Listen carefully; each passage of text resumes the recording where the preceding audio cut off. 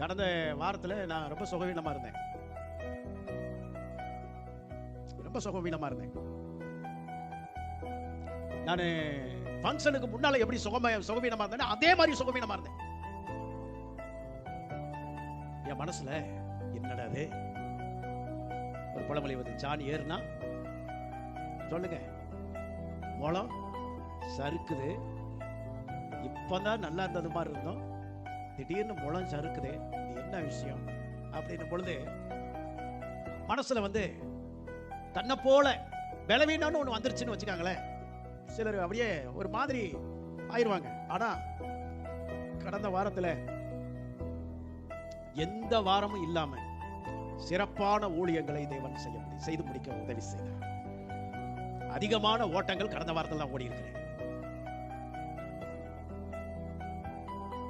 அல்லேலூயா. அப்ப பார்க்கும் பொழுது என் பலவீனம் எங்க போச்சு? என் பலவீனமான நேரத்துல தான் நிறைய ஓட்டங்களை தேவன் எனக்கு ஓட வைத்தார். நான் யார்கிட்டையும் போய் எனக்கு சோர்வா இருக்குது, பலவீனமா இருக்குது, மூஞ்சியை தொங்க போட்டுக்கிட்டு இருக்கல. ஒரு முறை பவுலுக்கு அப்படித்தான் ரொம்ப ஒரு மாதிரி ஆயிடுச்சு. அவர் போய் ஜெபம் பண்றாரு. அவருக்கு ஒரு பலவீனம் இருக்கு சரீரத்துல. நம்ம எல்லாருக்குமே மூக்குன்னு இருந்துச்சுன்னா என்ன இருக்கும்? மூக்குன்னு இருந்துச்சுன்னா என்ன இருக்கும்? சளி. யோபு சொல்றார், மூக்குன்னு இருக்கிறது வரைக்கும் சளி இருக்கு போய் அப்படிங்கிற. பலவீனம் இருக்கும், ஏதோ ஒரு பிரச்சனை இருக்கும். என்னங்க அந்த பிரச்சனையவே பேசிக்கிட்டு இருக்கிறதுக்கு தேவன் நம்மளை அழைக்கல. பிரச்சனையை தாண்டி பேசுறதுக்கு தேவன் நம்மளை அழைச்சிருக்கிறார். அது என்னன்னா, யெகோவா என் பலன், தேவன் என் பலனாய் இருக்கிறார். நான் எப்படி இருக்கிறேன்?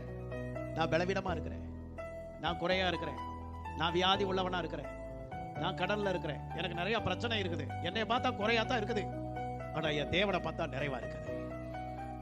எத்தனை பேர் சொல்றீங்க? அல்லேலூயா.